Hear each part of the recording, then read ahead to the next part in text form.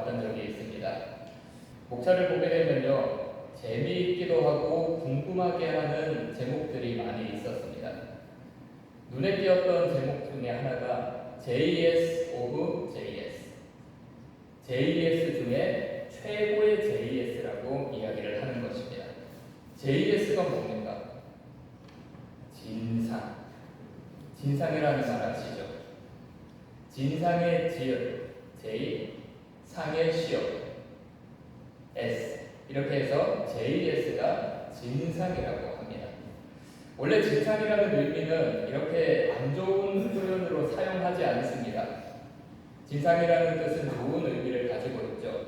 옛날에 임금님께 좋은 물건과 좋은 음식을 올려드릴 때 진상하여 올려드린다라는 표현을 사용했습니다. 그런데 이렇게 부정적으로 사용되게 된 것은 진상이 가지고 있는 해단 때문이죠. 윗사람에 대한 존경심과 예우라는 것은 알고는 있지만 먹고 살기 빠듯한 서민들에게 귀한 것을 마련하는 것은 참으로 어려운 일이었습니다. 그 당시 백성들에게는 굉장히 부담되는 일이었습니다. 그래서 부담되고 힘든 것들이 부각되어서 부정적인 의미로 사용하게 된 것이죠.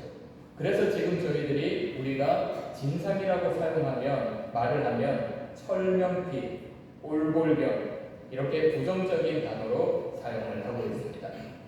아무튼 책에서 편의점 손님들의 진상을 이야기하고 있는데요. 반말을 하고 돈을 던지는 진상, 무조건 억지 피워서 편의점 혜택을 받으려고 하는 진상, 직원들의 말꼬리를 잡는 진상, 술 취해서 난동 부리는 진상, 이렇게 진상을 부리는 사람들을 경험하면서 이 일을 통해서 그 사람들을 통해서 사회에 일어나는 여러 가지 사회 현상을 풍자화하고 있는 책입니다. 이렇게 진상을 부리는 사람들은 편의점에만 있지 않죠. 우리 일상 가운데 다양한 형태로 진상을 부리는 존재들이 있습니다. 우리 앞뒤좌우로 인사하겠습니다. 이런 사람이 되지 맙시다.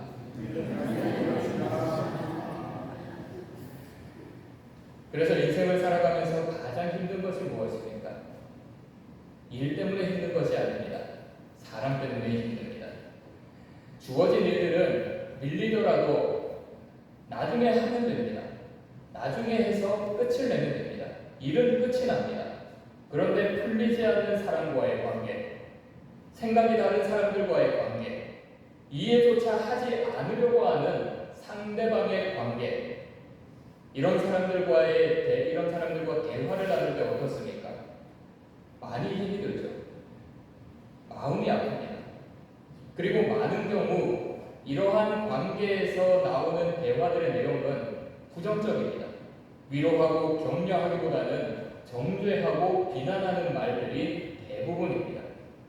그래서 이러한 관계로 인해서 그리고 들려지는 소리로 인해서 심할 때는 우리의 생각이 혼탁하게 되고요.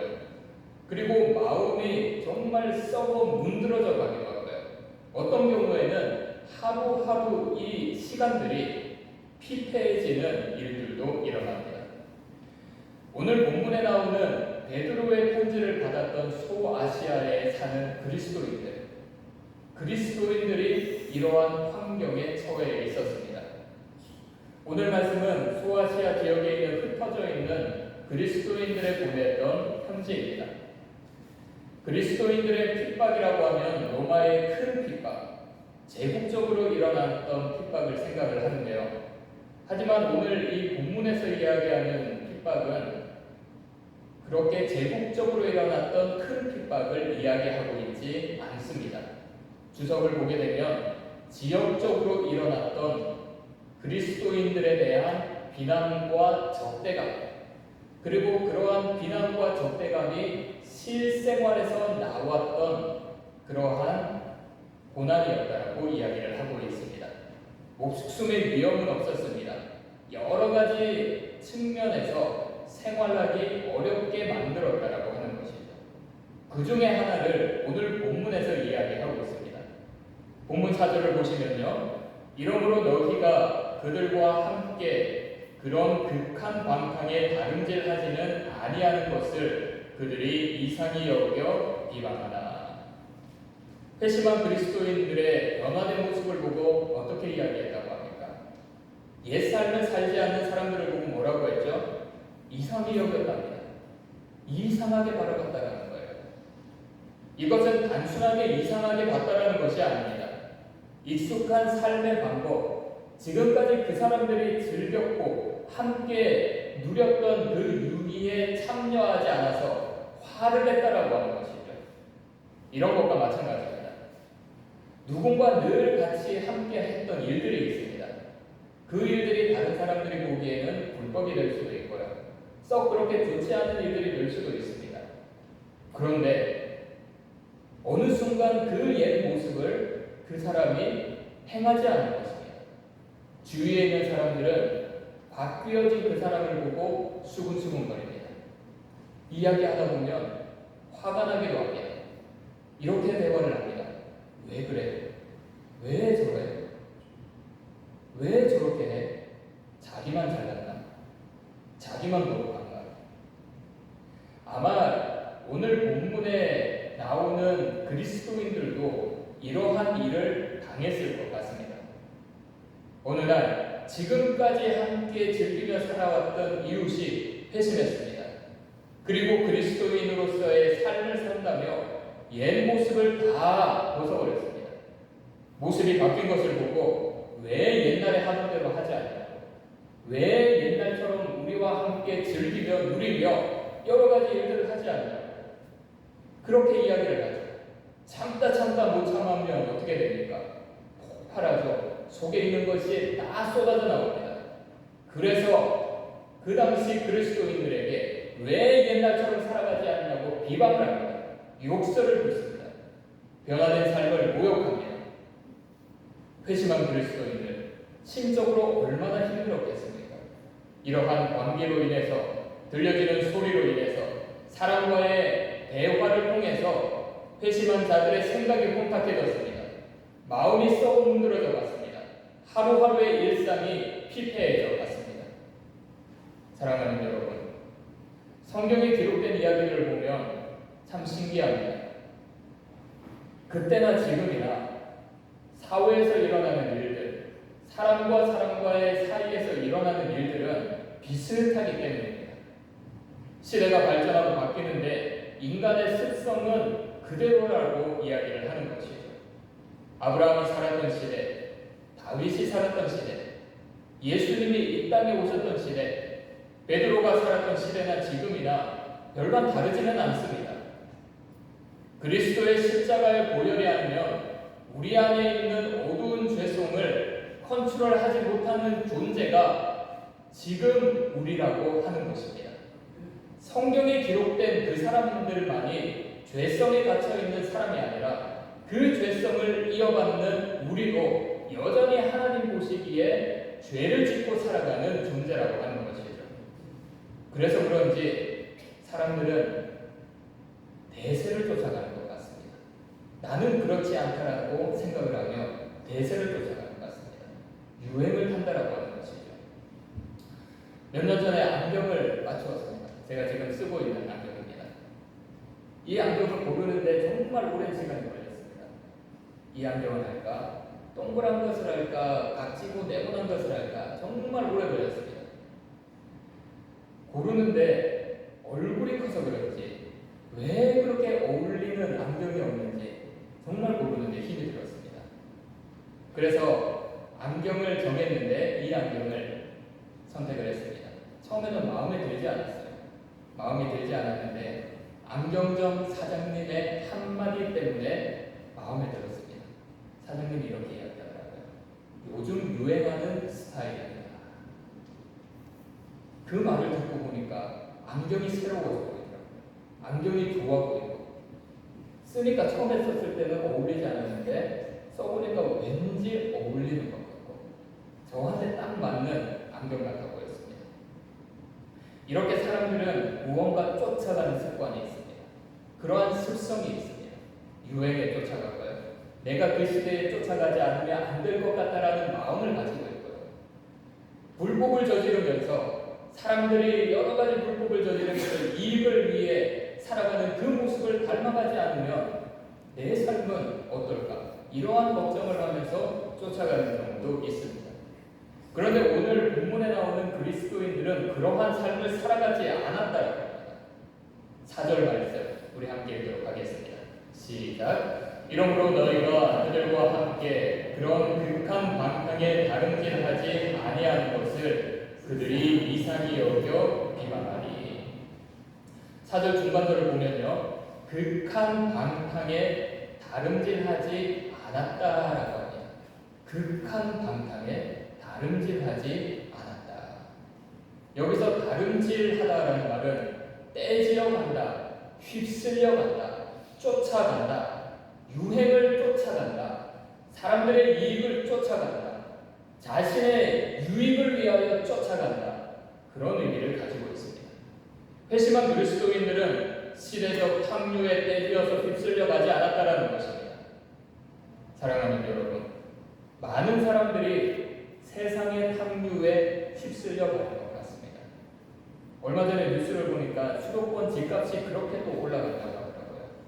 그러면서 영끌, 들어보셨죠? 영끌. 영혼까지 끌어모아서 대출을 내는 그런 사람들이 다시 많이 생기기 시작했다라고 합니다. 이렇게 환경에 사람들을 끌려간다는 것입니다. 좋은 일이 아니라 하나님이 보시기에 선하지 않는 모습에 끌려간다는 것입니다. 부정적인 생각을 가지게 하는 말을 휩쓸려서 우리의 마음이 부정적이게 됩니다. 어떻게 해서든 합력하여 선을 이루어야 되는데 풀리지 않는 환경에 휩쓸려서 불가능하다라는 마음에 끌려다니게 됩니다.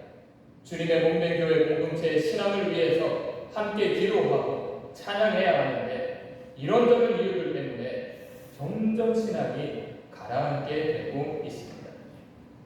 우리 교회 공동체는 부정적인 합류에 휩쓸리지 않기를 바랍니다. 특별히 신앙을 지키는 데 최선을 다하시기를 바랍니다. 더운 날씨 때문에 많이 피곤합니다. 쉬고 싶은 것 여러분들의 마음 잘 압니다. 왜냐하면 저도 쉬고 싶거든요. 남들 다 즐기며 누리는 시간 우리 모두 누리고 싶습니다. 즐거운 시간을 가지고 싶습니다. 마음이 힘들어서 기도하고 싶은 생각이 들지 않는데 여러 가지 상황이 우리에게 펼쳐집니다. 하지만 여러 가지 이유와 적당한 말로 우리를 위로하며 스스로를 위로하며 부정적으로 휩쓸려갈 때 우리의 신앙은 점점 난파한 배처럼 가라앉게 됩니다. 사랑하는 여러분, 간절한 마음으로 부탁드립니다. 예배에 최선을 다하시기 바랍니다. 기도에 최선을 다하시기 바랍니다. 내가 기도 안 하면 내 자녀가 죽는다라고 생각을 하십시오. 내 자녀가 죽는다. 내가 하나님 앞에 올바로 서지 않으면 내 가족들이 죽는다라고 생각을 하십시오. 그래서 세상의 탐유와 여러 말에 휩쓸리지 말고 하나님만을 바라보며 주님의 뜻에 나아가시는 분들이 되시기를 바랍니다. 말을 휩쓸리면 자기 손해입니다. 말을 휩쓸리면 내 마음만 아프고 내 감정만 상합니다. 내 말에 내 마음이 아프고 내 감정이 상하면 은혜는 은혜대로 받지 못합니다. 그래서 여러 가지 탐유에 휩쓸려서 따라가는 삶이 아니라 예배의 자리, 기도의 자리를 지켜 말씀과 기도 가운데 하나님의 위로하심을 붙들고 모든 환경을 이겨나가시는 분들이 되시기를 축복합니다. 그렇다면 어떻게 해야지 탕류에 휩쓸리지 않을까요? 예배와 기도 드려야 됩니다. 중요합니다. 조금 더 구체적으로 다가가면 어떻게 해야지 탕류에 휩쓸리지 않을까? 우리 함께 본문 1절을 읽겠습니다. 본문 1절입니다. 시작. 그리스도께서 이미 육체의 고난을 받으셨으니 너희도 같은 마음으로 갑옷을 삼가. 이는 육체의 고난을 받은 자는 죄를 그쳤으니. 전반절을 보면 그리스도께서 이미 육체의 고난을 받으셨으니 너희도 같은 마음으로 무엇을 입으라고 했죠? 갑옷을 입으라. 갑옷을. 이 부분을 세번역 성경에서 이렇게 번역합니다. 그리스도께서 육신으로 고난을 받으셨습니다. 여러분도 같은 마음으로 무장하십시오. 주님께서도 육신의 고통을 받으셨다라고 하는 것입니다. 우리가 육신의 고통을 받는 것처럼 똑같은 고통을 받으셨다는 겁니다. 그러니 주님과 같은 마음으로 무장하라는 것이죠. 무장하는 것이 무엇입니까? 준비하는 것입니다. 단단하게 세워나가는 것입니다. 아마 군대를 다녀오신 분들은 준비태세가 뭔지 잘 아실 것입니다. 저는 강원도 인제에서 군 복무를 했습니다. 포병으로 근무를 했었는데요. 단연장 로켓포 부대에서 제가 근무를 했었습니다. 다른 견인포들에 비해서는 많이 수월했습니다. 그렇게 힘들지는 않았습니다. 그렇다고 쉽지는 않았습니다. 훈련이 시작되면 탄약고에 가서 탄구와 몸통을 조립해야 되고요. 이것을 포에 장착을 해야 되고 차량에 넣어 적재를 해야 됩니다. 준비태세가 발령나면 군장을 빨리 싸고 탄약고에 가서 2.4m 되는 그 탄약을 조립을 해서 다 실어야 됩니다. 처음엔 너무 힘들었어요. 그런데 군 생활을 하면서 계속 그 훈련을 반복하다 보니까 익숙해졌습니다. 처음에는 사실 받아들이기 싫었습니다. 아침에 일찍 일어나서 아침에 일어나면 어떻습니까? 몸이 풀리지 않으니까 빨리 안 움직여지잖아요. 옆에서는 모참들이 빨리 군장을 싸라고 하죠. 빨리 나가라고 하죠. 몸은 안 움직여요. 정말 싫었습니다. 근데 몇 년간 이게 수차례 행하다 보니까 몸에 익숙해지더라고요. 이런 훈련을 왜 하는 것입니까? 대비하는 것이죠. 전쟁 상황이 일어나더라도 익숙해지도록 대비하는 것입니다. 제가 이 말씀을 드리는 것은요, 탕류에 휩쓸리지 않도록 늘 준비해야 된다고 하는 것입니다. 태도와 자세, 한순간에 만들어지지 않습니다. 이런 속담이 있습니다. 로마는 하루아침에 이루어지지 않았다. 로마라는 거대 제국이 하루아침에 이룩되지 않았듯이 일을 잘하기 위해서는 많은 시간과 노력이 든다는 뜻입니다. 무장하는 신앙, 준비하는 신앙도 이와 마찬가지입니다. 한순간에 이루어지지 않습니다. 기도의 습관이 없으면 기도하기 힘들죠.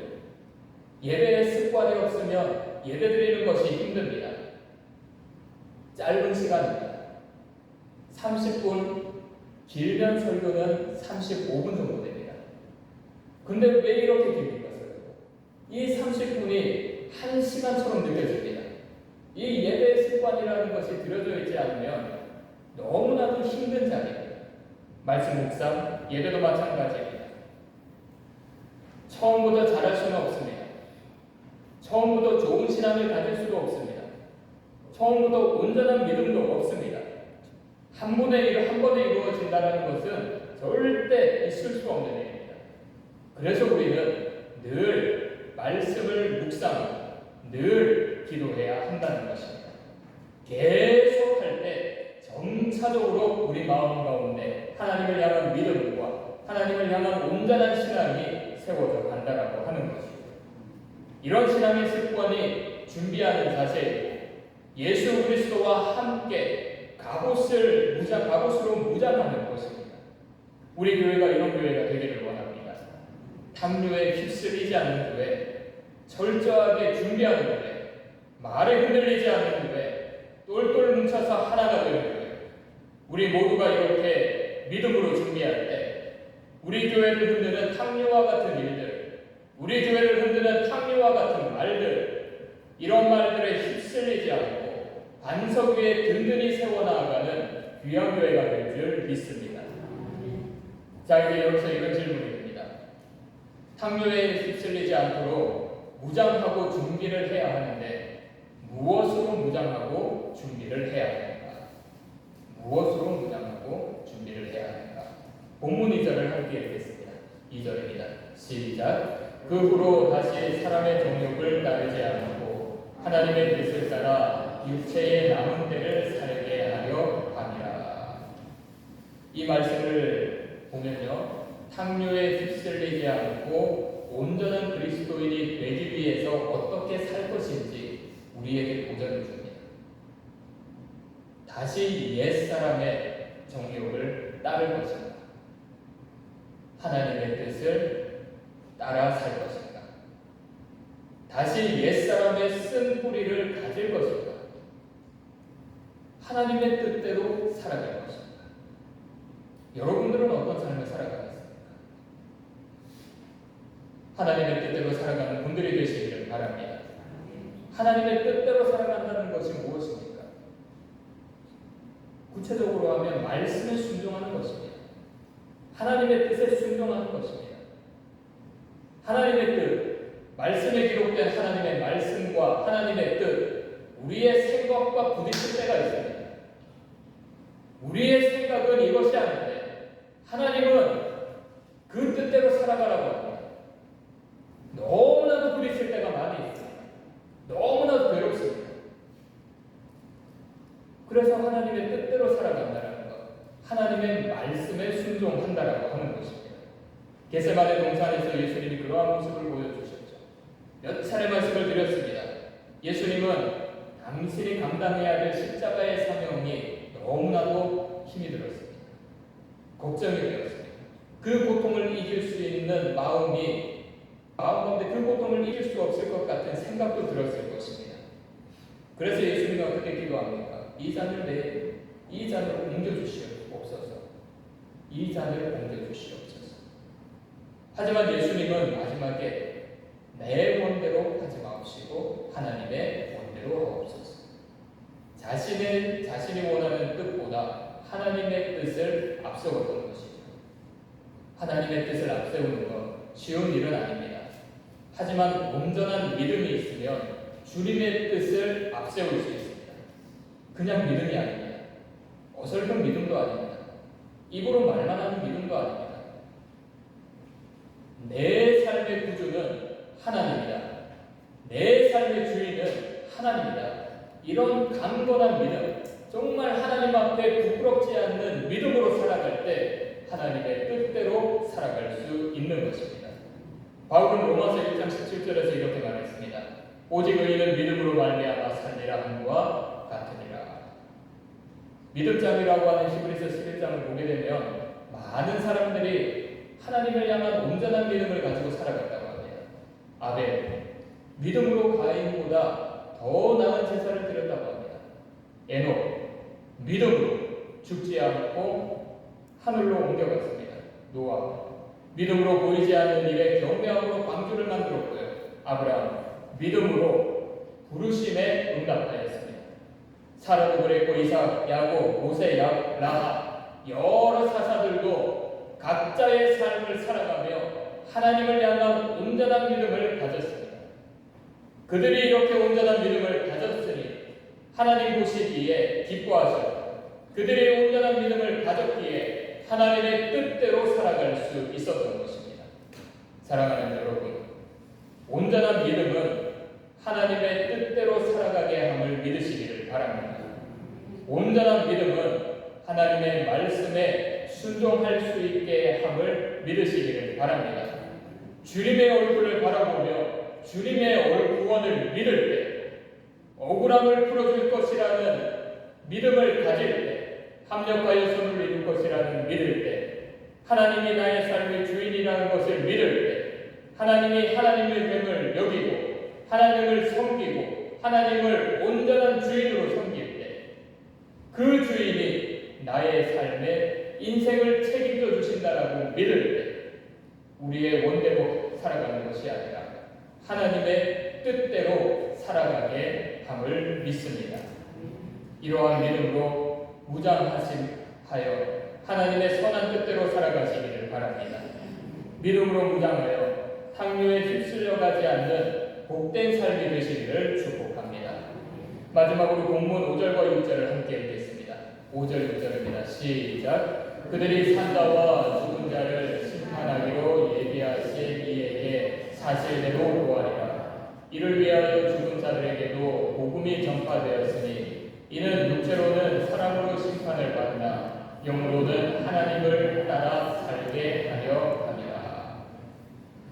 5절 말씀을 보면 비방하는 자들, 그 사람들이 하나님의 최후의 심판 앞에 직면할 것이라고 이야기를 합니다. 비방하는 자들, 하나님의 심판 앞에 설 것이고 그리스도인들도 동일하게 하나님 앞에 섭니다. 그리스도인들을 비방하는 자들 하나님 앞에 최후의 심판대 앞에 선다라고 한 것입니다. 이동원 목사님은 설교집에서 이 본문을 이렇게 해석했습니다. 베드로 당시에 핍박을 받아서 죽어간 순교자들이 신앙 때문에 순교했지만 영으로는 하나님처럼 살게 되는 영원한 구원을 받게 될 것이다. 그들은 타협을 통해서 잠시 목숨을 보존하기보다 하나님의 영원한 심판대 앞에 떳떳하게 설 수 있기 위해 복음과 함께 죽었다는 사실을 강조한 것이다. 이 말씀이 참 위로가 됩니다. 왜 세상의 이치에 따라 살고 싶지 않습니까? 왜 세상 사람들이 말하는 대로 살아가고 싶지 않습니까? 왜 내가 원하는 대로, 왜 내가 하고 싶은 대로 살아가고 싶지 않습니까? 이러한 삶의 모습을 보고 많은 사람들은 왜 세상의 이치에 따라 살아가지 않냐고 비난할 때도 있습니다. 세상의 이치에 따르지 않으면 안 될 것 같은 불안감이 찾아올 때도 있습니다. 세상 사람들의 탕류에 휩쓸리지 않고 예수 그리스도와 같이 믿음을 가지고 뜻대로 살아갈 때 우리의 마음이 너무나도 불안할 때도 있습니다. 세상은 이렇게 살아가는데, 세상은 앞서가는데, 이런 마음이 들 때가 너무나도 많다는 것이죠. 하지만 세상의 탕류에 휩쓸리지 않을 때 우리는 하나님의 심판대 앞에 떳떳하게 설 수 있습니다. 마지막 심판의 날에 주님께서 착하고 충성된 종아 참 잘하였다라며 우리에게 칭찬하실 것입니다. 이번 한 주간 이러한 마음을 가지고 세상의 탕류에 휩쓸리지 않기를 원합니다. 우리의 신앙을 무너뜨리게 하는 여러 가지 탕류와 같은 목소리, 여러 가지 탕류와 같은 세상 이치에 휩쓸리지 않고 주님을 향한 온전한 믿음을 가지고 나아가시기를 바랍니다. 믿음으로 무장하시는 분들이 되시기를 바랍니다. 그렇게 믿음으로 나아가고 무장할 때 하나님께서 다음 한 주간 우리를 지켜주실 뿐만 아니라 주님 앞에 섰을 때 착하고 충성된 종아 참 자유하였다라고 칭찬하며 주님께서 함께 하시는 영원한 복락을 누릴 줄 믿습니다. 하나님을 향해 온전한 믿음을 가지고 하나님의 말씀에 순종하며 탕류에 휩쓸리지 않는 복된 인생이 되시기를 축복합니다.